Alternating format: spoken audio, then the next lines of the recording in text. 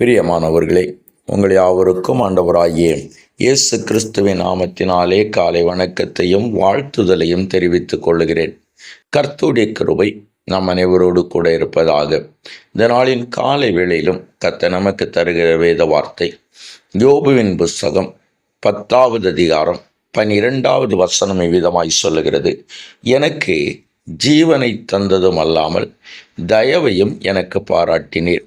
உம்முடைய பராமரிப்பு என் ஆவியை காப்பாற்றினது என்று சொல்லி வேதம் கூறுகிறது. ஆம், எனக்கு அருமையானவர்களே, இந்த காலை வேளையிலே நான் உங்களோடு கூட விதமாய் பேச விரும்புகிறேன். உம்முடைய பராமரிப்பு என் ஆவியை காப்பாற்றினது. என்னை கேட்டுக்கொண்டிருக்கிற என் அன்பு தேவ திருச்சபையே, ஆண்டவர் நம்மை பாதுகாக்கிற ஒரு கர்த்தர் என்பதாய் அநேக வேளைகளிலே தெரியும். சில நேரங்களிலே நாம் ஜீவனோடு இருக்கிறோம், ஆனால் நம்முடைய ஆவி தொய்ந்து போகிறது என்பதையும் நாம் அறிந்து கொள்ளுகிறோம். வேதம் சொல்லுகிறது, கர்த்தர் நமக்கு ஜீவனையும் தருகிறார், நம்முடைய ஆவி தொய்ந்து போகாமல் நம்முடைய ஆவியும் அவர் காப்பாற்றுகிறார் என்று சொல்லி வேதம் நமக்கு கூறுகிறது. ஆம், எனக்கு அருமையானவர்களே, வேதாகமத்தின் ஒரு மனிதனை நான் உங்களுக்கு காட்டித்தரலாம் என்று ஆசைக்கிறேன். இந்த மனிதனை குறித்து வேதம் அந்த அறிமுகத்திலே சொல்லுகிறது. ஊட்ஸ் என்கிற ஒரு தேசத்திலே இருந்த ஒரு மனிதன், தேவனுக்கு மிகவும் பயந்த ஒரு மனிதன்.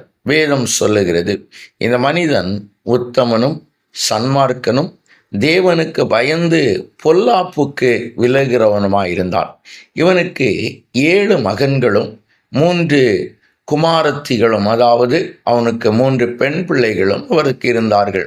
இவனுக்கு அநேக ஆஸ்திகள் இவனுக்கு இருந்தது. இப்படி இந்த மனுஷன் தேவனுக்கு பயந்தபடியினாலே ஒரு முறை சாத்தான் தேவனிடத்திலே வந்து அவனை சோதிக்கும்படியாய் அவன் அதற்குரிய அனுமதியை வாங்கிவிட்டு இவன் அந்த யோபுவை சோதிக்க ஆரம்பிக்கிறான். என்ன நடந்தது நீங்கள் பார்க்கிற பொழுது, இந்த யோபுவை அவன் சோதிப்பதற்கு முதலாவது அவனுடைய எருதுகளும் அவனுடைய கழுதைகளும் கொண்டு போகப்படுகின்றன. 2வது வானத்திலிருந்து அக்கினி விழுந்து அவனுடைய ஆடுகள் எல்லாம் இறந்து போகிறது.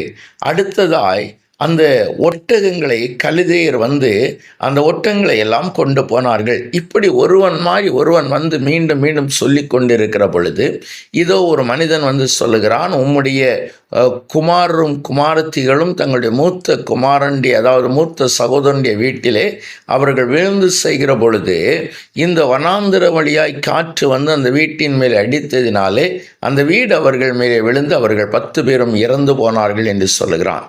யோபு தன்னுடைய சால்வையை கிழித்து தன்னுடைய தலையை அவன் சிரைத்து தரையிலே விழுந்து சொல்லுகிறான், கர்த்தர் கொடுத்தார், கர்த்தர் எடுத்தார் என்று சொல்லி. பாருங்கள், இவைகளிலே யோபுவை சோதரம் சிக்க வைக்க முடியாத பொழுது யோபுவை அவனுடைய சரீரத்திலே சோதரம் அவன் கொப்பளங்கள் வரப்பண்ணுகிறதுனாலே அந்த அவனுடைய அவன் மிகுதியாக இருந்ததினாலே அவன் ஒரு ஓட்டை எடுத்து அதை சுரண்டுகிற அளவிற்கு அவன் சோதரம் தன்னுடைய சரீரம் அவனுக்கு கெட்டு போயிடுச்சு என்று சொல்லுகிறது. என்னை கேட்டுக்கொண்டிருக்கிற அன்பு தேவ திருச்சபையே, இந்த பருக்கள் மாத்திரமல்ல, யோபுவின் மனைவி சொல்லுகிறார், இன்னும் உடைய உத்தமத்தில் உறுதியாக இருக்கிறீரோ, நீ தேவனை தூஷித்து ஜீவனை விடும் என்று சொல்கிறார். இவை எல்லாவற்றிற்கும் மேலாய் யோபு அதிகம் நேசித்த, தன்னுடைய உயிருக்கு உயிராய் நினைத்த அவனுடைய நண்பர்கள் வருகிறார்கள். இவர்களும் யோபுவை மிகுதியாய் வேதனைப்படுத்துகிறார்கள். ஆனால் வேதம் சொல்லுகிறது, கர்த்தர் பராமரித்த பராமரிப்பு யோபுவின் ஆவியை அப்படியே காப்பாற்றினது. கடைசியாய் கர்த்தர் சொல்லுகிறார், நீங்கள் என் தாசனாகிய யோபுவை போல் என்னை குறித்து நிதானமாய் பேசவில்லை என்று சொல்லுகிறார். தொய்ந்து போன யோபுவினுடைய ஆவி அது உயிர்ப்பித்தது, அது எழும்பி நின்றது, அது கர்த்தருக்காய் நின்றது என்பதை பார்க்க முடிகிறது. என்னை கேட்டுக்கொண்டிருக்கிற அன்பு தேவ திருச்சபையே, இன்றைக்கும் நமக்கு ஆண்டவர் இதை தருகிறார். அந்த கிருபையை நாம் பெற்றுக்கொள்ளும்படியாய் கண்களை மூடி ஜெபிக்கலாமா? எங்களை நேசிக்கிற எங்கள் நல்ல தகப்பனே, நல்ல வேளைக்காய் உமக்கு நன்றி. ஆண்டவரே, எங்களுக்கு தயை பாராட்டினது மட்டுமல்ல ஆண்டவரே, எங்களுடைய ஆவியும் கர்த்தர் காப்பாற்றுகிறீர். சில நேரங்கள் எங்கள் ஆவி தொய்ந்து போகிற பொழுது என் ஆண்டவர் அதை தூக்கி நிறுத்துகிற ஆண்டவரே. எங்கள் ஆவி செத்து விடாமல் ஆண்டவரே, எங்களுடைய ஆவி அப்படியே சோதரம் மங்கி விடாமல் என் ஆண்டவருடைய கிருபை ஆண்டவரே எங்களை தாங்கி கொண்டிருக்கிறபடியினால் உமக்கு நன்றி ஆண்டவரே. உம்மை நன்றியோடு துதிக்கிறோம். கிருபையாய் நடத்துகிற எங்கள் நல்ல தெய்வம் இனியும் கிருபையாய் நடத்தும் ஆண்டவர். இதுவரை பாதுகாத்தீர், வழி நடத்தினீர், ஆசீர்வதித்தீர். உமக்கு நன்றி ஆண்டவரே. இனிமேலும் ஆண்டவரே தம்முடைய கிருபையை என் ஆண்டவர் எங்களுக்கு விளங்க செய்தருள வேண்டும் என்று ஜெபிக்கிறோம். கூட இருந்த ஆசீர்வதியும் நன்மைகளையும் கிருபைகளையும் தான் தொடர்ந்து பலப்படுத்தும். இயேசுவின் நாமத்தில் ஜெபிக்கிறோம் எங்கள் ஜீவன நல்ல பிதாவே. ஆமேன், ஆமேன், ஆமேன்.